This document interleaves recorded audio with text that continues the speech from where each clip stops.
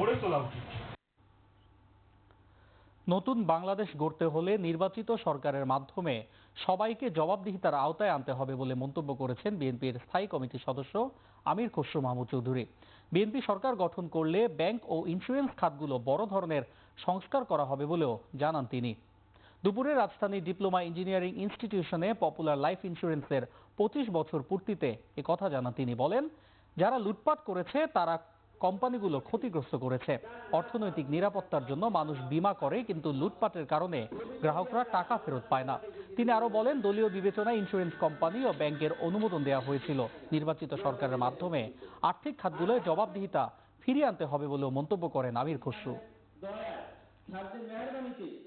Accountability, জবাবদিহিতা ছাড়া কোনো দেশ চলতে পারে না, কোনো প্রতিষ্ঠান চলতে পারে না।